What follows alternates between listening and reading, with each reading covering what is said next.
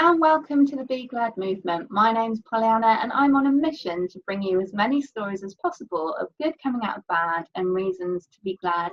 And today I'm joined by the actor Kirsty Dillon. Say hello, Kirsty. Hello. Thank you so much for joining us today. Thanks for asking me. Oh no, the pleasure is all mine. I am going to pretty much sort of get out of the way and let you tell your story.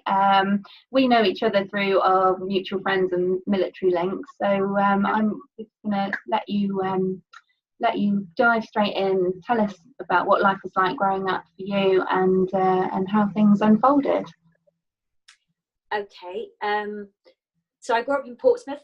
My dad was a naval officer, and we started life in the married quarters behind the Marines Museum, which won't, they're moving, aren't they, but the old Marines Museum. And then we moved to a house in Portsmouth, and my mum was a radiographer, so I grew up with two public servants basically. And my father was struggling, before he met my mum really, with mental health issues, accumulative stress, reactive depression, anxiety. He was diagnosed with PTSD, but that would have been in the mid to late 70s, I think. And I think their kind of understanding of mental health, well, we know their understanding of mental health back then was limited. I was going to say, actually, did they even call it PTSD back then? Yeah. Okay. Because I didn't know, I mean, well, I suppose first things first, I didn't know my dad was ill. My dad was hospitalised throughout my childhood. He was hospitalised in the NHS local mental health hospital and St James's and in Netley. So the MOD did give him some level of support, but it was very kind of rudimentary and I think one-dimensional support, which is basically medication. And I think, and I hear this story sort of over and over again, if you kind of expect a very physical alpha male, whatever that means, capable, strong man who's struggling, to be okay with going from that to being severely medicated and sort of staring at a wall, doesn't tend to go down too well. So he tried it and discharged himself on several occasions. And then when he wouldn't accept the help that was offered, that was it really. He was self-medicating, he was drinking a lot, and when I say a lot, I mean a lot.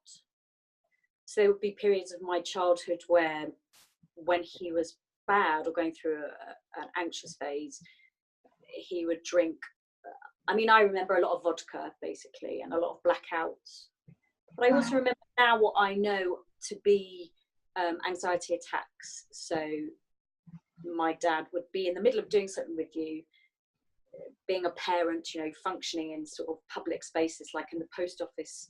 I remember one incident in the car when he was driving the car and he pulled the car over to the side of the street, and I remember him dropping to the floor and sort of screaming and crying uncontrollably. Now as a child you haven't got a clue what's going on, and also because we weren't told that he was ill. My understanding of that was just kind of my dad. Do you know what I mean? That must have been quite scary for you. Yeah, it was a mixture between being scared and just feeling really helpless that you can't help that person. And then also, well, lots of different aspects to it, because I didn't know he was ill. You kind of assume that then the drinking's a choice. Yeah, it's a very complex thing. I think you see it all over the place with children who are becoming carers, and it has a whole complex set of issues basically that kind of go with it. So yeah, that was sort of the first few years of my life. And when I think it was just before I was 6, I think, my dad was, he basically did lots of different jobs, and his aim was to get back into the Navy. Okay. So he was doing everything from working out of yacht charterers in Portsmouth and sailing like boats backwards and forwards from France, everything and anything, really. I think he taught diving, deep sea diving for a while, lots of different things. He then went out on a merchant ship. I don't know where he was going, but we were told he was missing, presumed dead. So welfare turned up at the house, and that was it. And then they disappeared. Nothing. So no kind of support. We didn't have his body for a year. So then my memories started to get really sketchy. Yeah, so they literally just came to your house, told you that he was missing, and that was it? Yep. No sort of, this is who you should go and speak to now, no, we're here if you need us. And my sister, my older sister, which I don't know if this is true, if she's sort of imagined it, she says that a chaplain turned up with them in like a cassock. I mean, whether that's or whether Joe's sort of reimagined it. Yeah, it was very, it's basically imparting information of facts, and that's it. Nothing else. They then repatriated his body when they found it and gave him a burial in the dockyard. They gave him a memorial service. I remember that really clearly. But how old were you then, Kirsty? So I suppose if it was a year, some point in my 6th year. Okay. But yeah, I think I then continued. My mum carried on working. We lived in the naval community in Portsmouth. And I think growing up for me was, it's hard to kind of put it into words. I felt very loved. I felt very encouraged to do anything I wanted to do in life. But I didn't really ever feel safe, which was quite difficult. Especially even before Dad went, but even after, especially after Dad went, I just felt constantly unsafe. And I don't remember really feeling safe until I think I became an adult and I realised that actually that was my responsibility to do that, to keep to create that feeling within myself. Sure.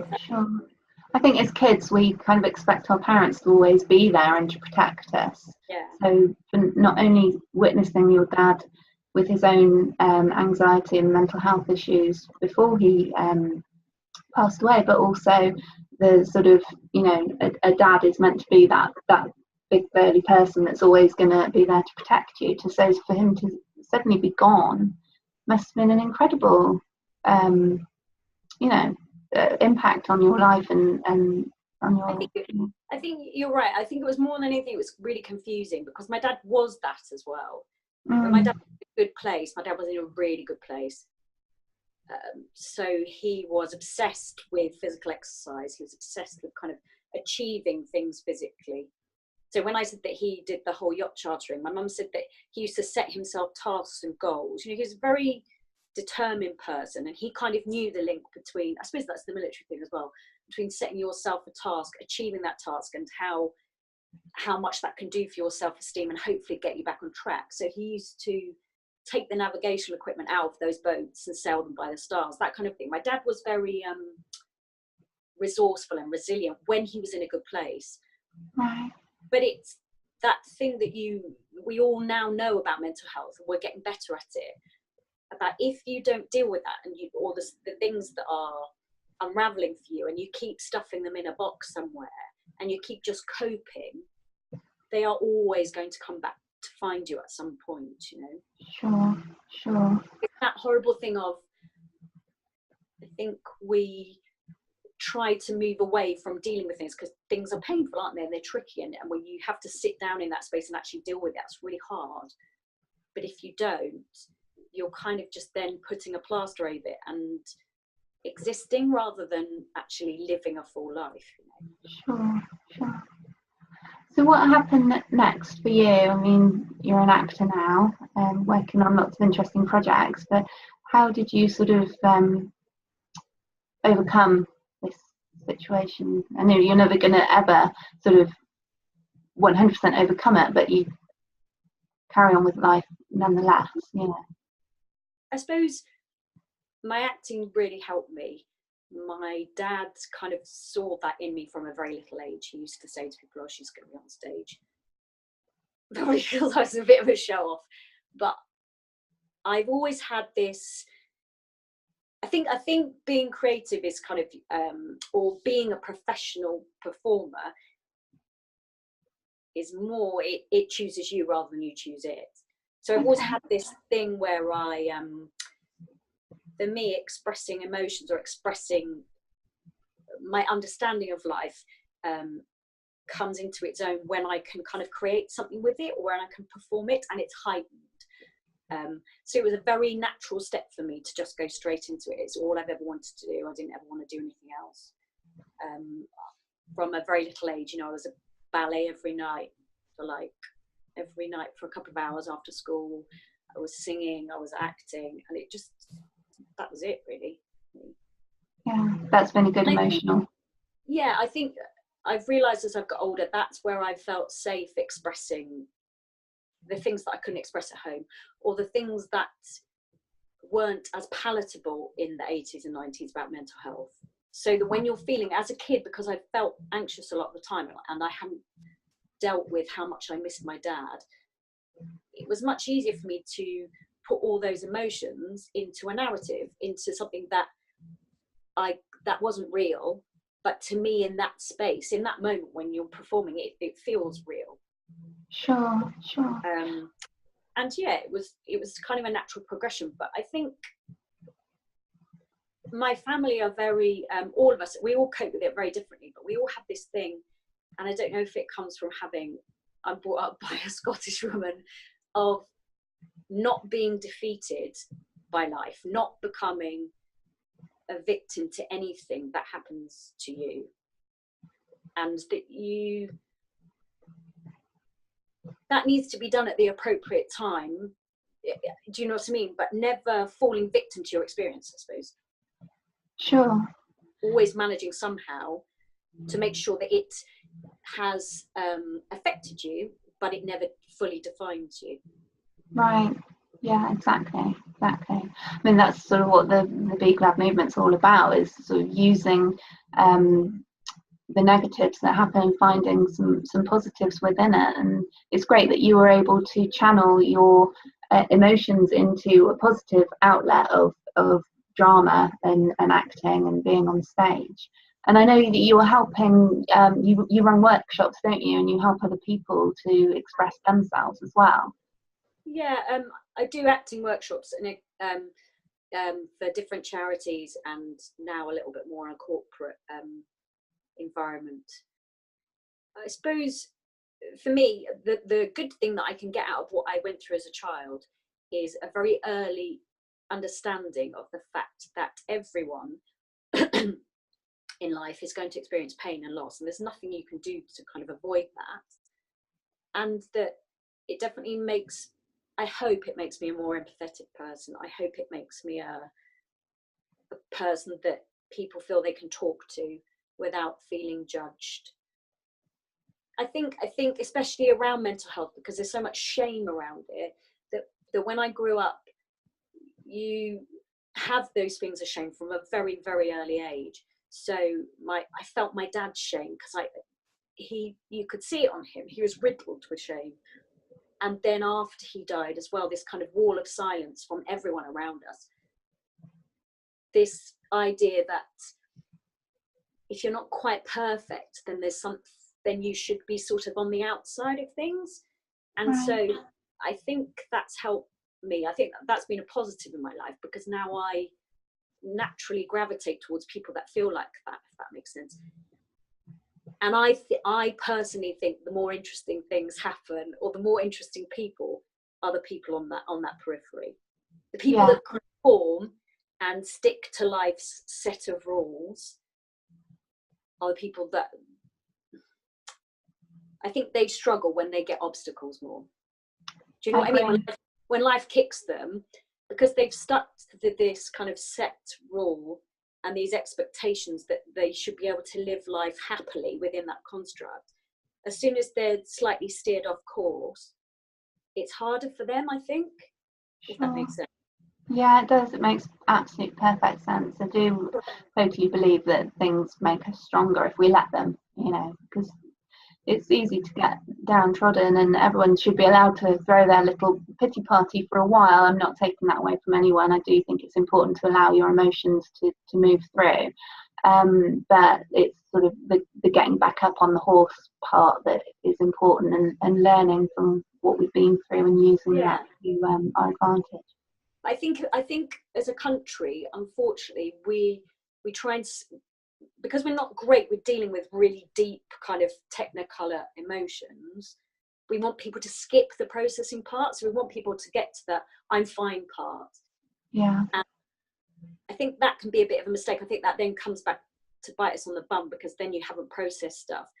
100%. So I think at the right kind of point, and it's an individual point, isn't it, for each person, then it's time to think, right, I cannot stay in that place can't define me. I have to kind of take some good stuff from what's happened to me and become the new me.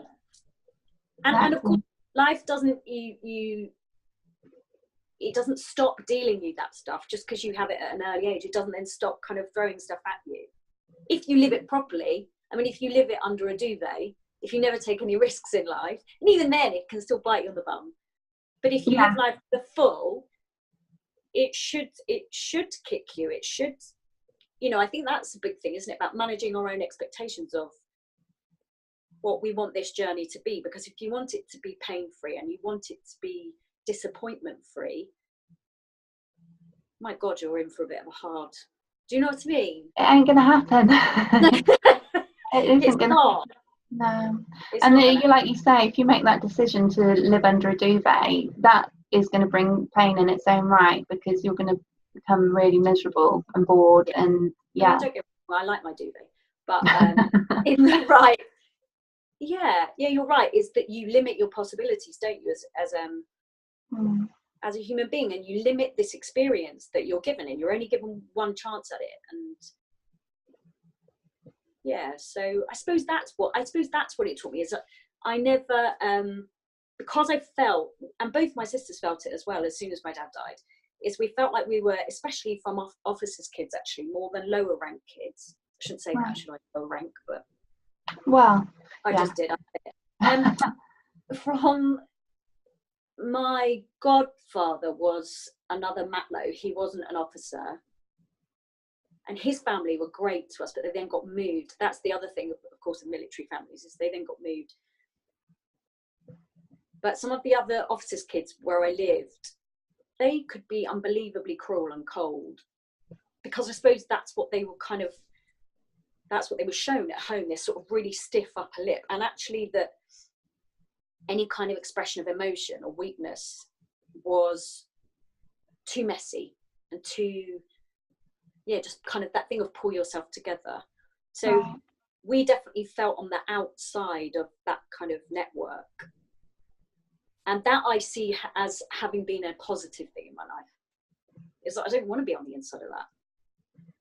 I don't, do you know what I mean? I've never, if that's what I have to do to be inside that, then if that's what you've got to do to be part of that club, then no, forget it. And I suppose I've never then gone on to live a very conventional kind of path. I haven't chosen to get married. I haven't chosen to have children, all those kind of things. I don't, that sort of designed path of this is what you do in life. Sure. My head has never really sort of, even from a very little age, I've thought, right, I don't, that's one way, but there's loads of different other ways to do it as well. So that I think is a positive. Brilliant. Tell us a little bit about your project that you're working on at the moment, the Groom to Perfection project. Yes. So it's essentially a one-woman show, a play that I'm creating and devising around the grooming of a small group of women in history. And it's a largely untold story. It's not really something that's had that much light put on it. And it's an exploration of how low self-esteem in girls and women can then leave us more vulnerable to being coerced or to being groomed. Cheery stuff. Fantastic. I know it's a passion project of mine. I mean, I've been trying to get it off the ground for about 2-3 years. So we're in funding stage at the moment, which is slow, but yeah, fingers crossed it will be sort of the first half of next year that will go into performances. Fantastic. Well, we'll look forward to hearing more about that and hopefully seeing it sometime soon. Sounds interesting. Kirsty, thank you so much for joining us today and sharing your story. I really appreciate it because I know how busy you are. I'll just round up the video, but thank you so much for thank joining. you for having me, Polly. Thank you. If you like this video, then please do hit the like and subscribe button and you'll get notifications when new videos are uploaded. You can follow us on Instagram, Twitter and Facebook. If you search @Be Glad Movement, you should be able to find us. Do get in touch if you've got a story that you'd like to share. It doesn't matter if it's a story that's similar to somebody else's, because I really do believe your story and your voice has the ability to help someone in their time of need. So I look forward to seeing you in another episode. Many thanks.